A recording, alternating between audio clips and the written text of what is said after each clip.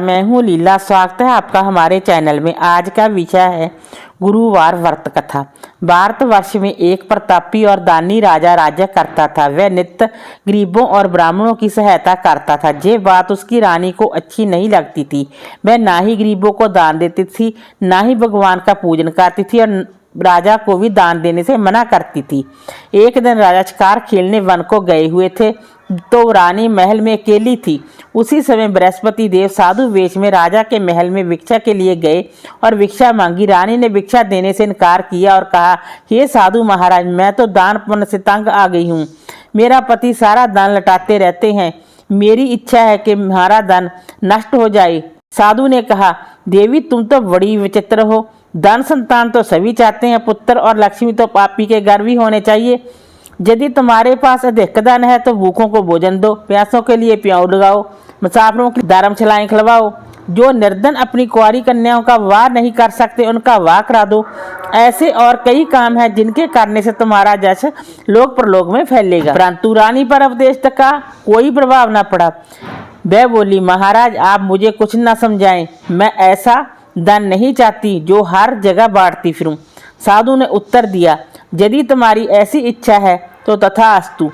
तुम ऐसा करना कि बृहस्पतिवार को घर लीपकर पीली मिट्टी से अपना सिर धोकर स्नान करना, बट्टी चढ़ाकर कपड़े धोना। ऐसा करने से आपका सारा धन नष्ट हो जाएगा। इतना कहकर वह साधु महाराज वहां से अलोप हो गए।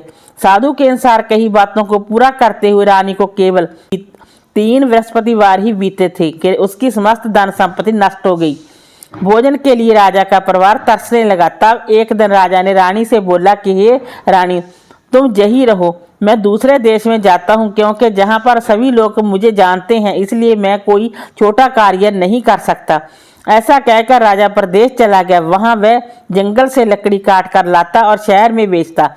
इस तरह अपना जीवन व्यतीत करने लगा। इधर राजा के प्रदेश जाते ही रानी और दासी दुखी रहने लगी। एक बार जब रानी और दासी को 7 दिन तक बिना भोजन के रहना पड़ा तो रानी ने अपनी दासी से कहा, हे दासी, पास ही के नगर में मेरी बहन रहती है। वह बड़ी धनवान है। तू उसके पास जा और कुछ न कुछ लेकर आ ताकि थोड़ी बहुत गुजर बसर हो सके। दासी रानी की बहन के पास गई। उस दिन गुरुवार था और रानी की बहन उस समय बृहस्पतिवार व्रत की कथा सुन रही थी। दासी ने रानी की बहन को अपनी रानी का संदेश दिया, लेकिन रानी की बड़ी बहन ने कोई उत्तर नहीं दिया। जब दासी को रानी की बहन से कोई उत्तर नहीं मिला तो वह बहुत दुखी हुई और उसे क्रोध भी आया। दासी ने वापस आकर रानी को सारी बात बता दी। सुनकर रानी ने अपने भाग्य को कोसा। उधर रानी की बहन ने सोचा कि मेरी बहन की दासी आई थी, परंतु मैं उससे नहीं बोली, उससे वह बहुत दुखी हुई होगी। कथा सुनकर और पूजन समाप्त करके वह अपनी बहन के घर आई और कहने लगी, हे बहन, मैं बृहस्पतिवार का व्रत कर रही थी। तुम्हारी दासी मेरे घर आई थी, परंतु जब तक कथा होती तब तक ना तो उठते हैं और ना ही बोलते हैं, इसलिए मैं नहीं बोली। कहो दासी क्यों गई थी? रानी बोली, बहन तुमसे क्या छिपाऊं, हमारे घर में खाने तक को अनाज नहीं था। ऐसा कहते कहते रानी की आंखें वार आई। उसने दासी समेत पिछले 7 दिनों से भूखे रहने तक की बात अपनी बहन को विस्तार पूर्वक सुना दी। रानी की बहन बोली, देखो बहन, भगवान बृहस्पति देव सबकी मनोकामना को पूर्ण करते हैं। देखो शायद तुम्हारे घर में अनाज रखा हो।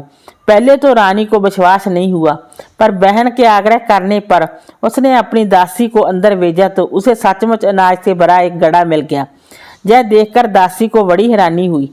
दासी रानी से कहने लगी, हे रानी, जब हमको भोजन नहीं मिलता तो हम व्रत ही तो करते हैं, इसलिए क्यों ना इनसे व्रत और कथा की विधि पूछ ली जाए ताकि हम भी व्रत कर सकें।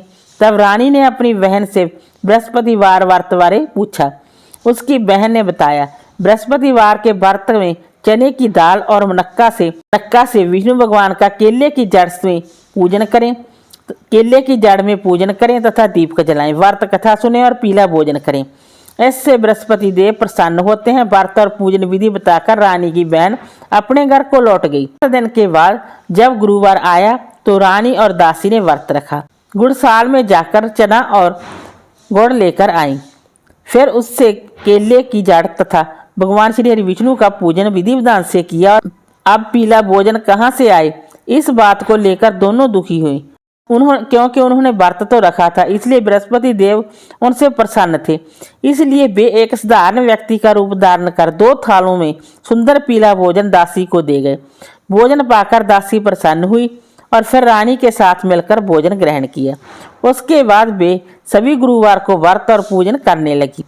बृहस्पति भगवान की कृपा से उनके पास फिर से धन संपत्ति आ गई, परंतु रानी फिर से पहले की तरह आशा करने लगी। अब दासी बोली, देखो रानी, तुम पहले भी इस प्रकार आशा करती थी, तुम्हें दान रखने में कष्ट होता था, इस कारण सभी दान नष्ट हो गया, और अब जब भगवान बृहस्पति की कृपा से दान मिला है तो तुम्हें फिर से आशा होता है। रानी को समझाते हुए दासी कहती है कि बड़ी मुसीबतों के बाद हमने ये दान पाया है, इसलिए हमें दान पुण्य करना चाहिए, भूखे मनुष्यों को भोजन करवाना चाहिए और दान को शुभ कार्यों में खर्च करना चाहिए, जिससे तुम्हारी कुल का यश बढ़ेगा, स्वर्ग की प्राप्ति होगी और पितर प्रसन्न होंगे। दासी की बात मानकर रानी अपना दान शुभ कार्यों में खर्च करने लगी, जिससे पूरे नगर में उनका यश फैलने लगा। बृहस्पतिवार व्रत कथा के बाद श्रद्धा के साथ आरती की जानी चाहिए। इसके बाद प्रसाद बांटकर उसे ग्रहण करना चाहिए। एक दिन राजा दुखी होकर जंगल में एक पेड़ के नीचे आसन जमाकर बैठ गया। वह अपनी दशा को याद करके व्याकुल होने लगा। बृहस्पतिवार का दिन था। एकाएक उसने देखा कि निर्जन वन में एक साधु प्रकट हुए हैं। वह साधु वेश में संभव बृहस्पति देवता थे। लकड़हारे के सामने आकर बोले, हे लकड़हारे, इस सुनसान जंगल में तू चिंता मगन क्यों बैठा है? लकड़हारे ने दोनों हाथ जोड़कर प्रणाम किया और उत्तर दिया, महात्मा जी, आप सब कुछ जानते हैं, मैं क्या कहूँ। ये कहकर रोने लगे और साधु को अपनी आत्मकथा सुनाई। महात्मा जी ने कहा, तुम्हारी स्त्री ने बृहस्पति के दिन बृहस्पति भगवान का निरादर किया है, जिसके कारण रुष्ट होकर उन्होंने तुम्हारी ये दशा कर दी है। अब तुम चिंता को दूर करके मेरे कहने पर चलो तो तुम्हारे सब कष्ट दूर हो जाएंगे और भगवान पहले से भी अधिक संपत्ति देंगे। तुम बृहस्पति के दिन कथा किया करो। 2 पैसे के चने में नक्का लाकर उसका प्रसाद बनाओ। शुद्ध जल से लोटे में शक्कर मिलाकर अमृत तैयार करो। कथा के पश्चात अपने सारे परिवार और सुनने वाले प्रेमियों में अमृत व प्रसाद बांटकर आप भी ग्रहण करो। ऐसा करने से भगवान तुम्हारी सभी मनोकामनाएं पूर्ण करेंगे।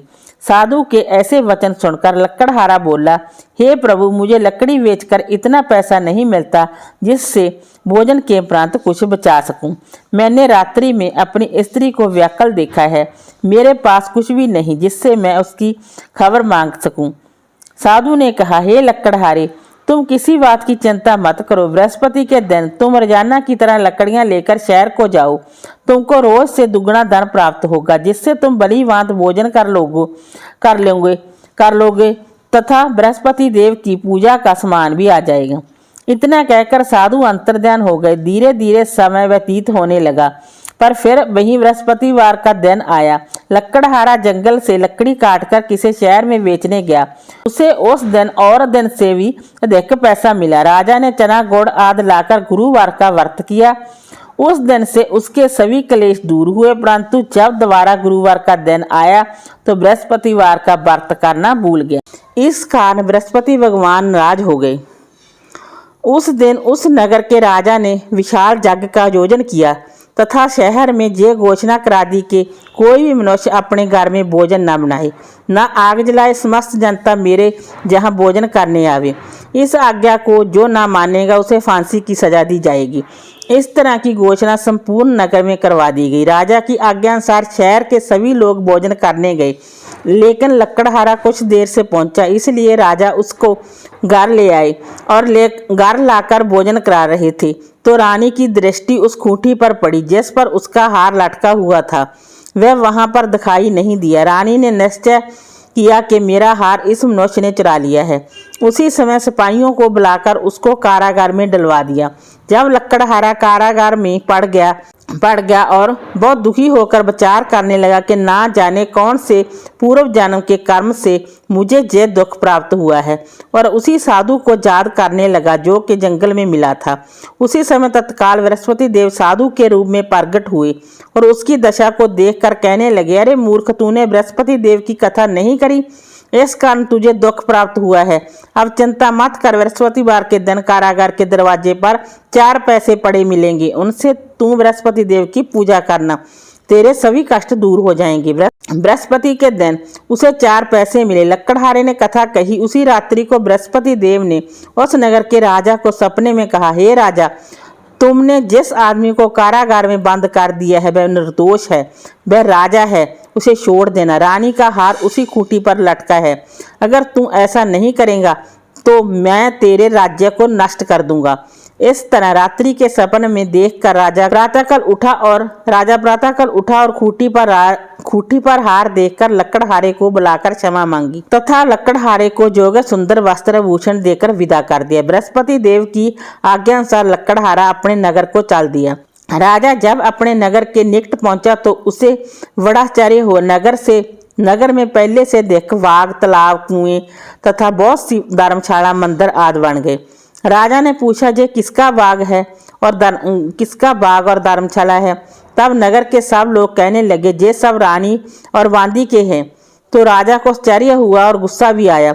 जब रानी ने यह खबर सुनी कि राजा आ रहे हैं तो उन्होंने बांदी से कहा कि हे दासी, देख राजा हमको कितनी बुरी हालत में छोड़ गए थे, हमारी ऐसी हालत देखकर वह लौट न जाएं, इसलिए तुम दरवाजे पर खड़ी हो जा। आज्ञा अनुसार दासी दरवाजे पर खड़ी हो गई। राजा आए तो उन्हें अपने साथ लिवा लाई। तब राजा ने क्रोध करके अपनी रानी से पूछा कि ये धन तुम्हें कैसे प्राप्त हुआ? तब उन्होंने कहा, हमें ये सब दान बृहस्पति देव के इस व्रत के प्रभाव से प्राप्त हुआ है।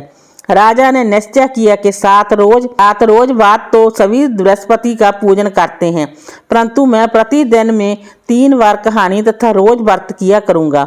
अब हर समय राजा के दुपट्टे में चने की दाल बंधी रहती तथा दिन में 3 बार कहानी कहता। एक रोज राजा ने विचार किया कि चलो अपनी बहन के जहाँ हो आवे। इस तरह निश्चय कर राजा घोड़े पर सवार हो अपनी बहन के जहाँ को चलने लगा। मार्ग में उसने देखा कि कुछ आदमी एक मुर्दे को लिए जा रहे हैं। उन्हें रोककर राजा कहने लगा, अरे भाइयों, मेरी बृहस्पति देव की कथा सुन लो। वे बोले, लो, हमारा तो आदमी मर गया, इसको अपनी कथा की पड़ी है। परंतु कुछ आदमी बोले, अच्छा कहो, तुम्हारी कथा भी सुनेंगे। राजा ने दाल निकाली और जब कथा आदि हुई तो मुर्दा हिलने लग गया। जब कथा समाप्त हो गई तो राम राम करके मनुष्य उठकर खड़ा हो गया। आगे मार्ग में उसे एक किसान खेत में हल चलाता मिला। राजा ने उसे देखकर उससे बोले, अरे भैया, तुम मेरी बृहस्पतिवार की कथा सुन लो। किसान बोला, जब तक मैं तेरी कथा सुनूंगा तब तक 4 हरैया जोत लूंगा। जा अपनी कथा किसी और को सुनाना। इस तरह राजा आगे चलने लगा। राजा के हटते ही बैल पछाड़ खाकर गिर गए तथा किसान के पेट में बड़ी जोर का दर्द होने लगा। उस समय उसकी माँ रोटी लेकर आई। उसने जब यह देखा तो अपने पुत्र से सब हाल पूछा और बेटे ने सभी हाल कह दिया। तो बुढ़िया दौड़ी दौड़ी उस घोड़सवार के पास गई और उससे बोली कि मैं तेरी कथा सुनूंगी, तू अपनी कथा मेरे खेत पर चलकर ही कहना। राजा ने बुढ़िया के खेत पर जाकर कथा कही, जिसके सुनते ही वह बैल उठ खड़े हुए तथा किसान के पेट का दर्द भी बंद हो गया। राजा अपनी बहन के घर पहुंचा। बहन ने बाई की खूब मेहमानी की। दूसरे रोज सुबह राजा जगा तो वह देखने लगा कि सब लोग भोजन कर रहे हैं। राजा ने अपनी बहन से कहा, ऐसा कोई मनुष्य है जिसने भोजन नहीं किया हो? मेरी बृहस्पतिवार की कथा सुन ले। बहन बोली, हे भैया, यह देश ऐसा ही है कि पहले जहाँ लोग भोजन करते हैं बाद में अन्य काम करते हैं। अगर कोई पड़ोस में है तो देखाऊं। वह ऐसा कहकर देखने चली गई, परंतु उसे कोई ऐसा व्यक्ति नहीं मिला जिसने भोजन ना किया हो। अतः एक कुम्हार के घर गई जिसका लड़का बीमार था। उसे मालूम हुआ कि के जहाँ 3 रोज से किसी ने भोजन नहीं किया। रानी ने अपनी बाई की कथा सुनने के लिए कुंवार से कहा, वह तैयार हो गया। राजा ने जाकर बृहस्पतिवार की कथा कही, जिसको सुनकर उसका लड़का ठीक हो गया। अब तो राजा की प्रशंसा होने लगी। एक रोज राजा ने अपनी बहन से कहा कि हे बहन, हम अपने घर को जाएंगे, तुम भी तैयार हो जाओ। राजा की बहन ने अपनी सास से कहा। सास ने कहा, हाँ चलिए, परंतु अपने लड़कों को मत ले जाना, क्योंकि तेरे भाई के कोई औलाद नहीं। बहन ने अपने भैया से कहा, हे भैया, मैं तो चलूंगी पर कोई बालक नहीं जाएगा। राजा बोला, जब कोई बालक नहीं चलेगा तब तुम भी क्या करोगी। बड़े दुखी मन से राजा अपने नगर को लौट आया।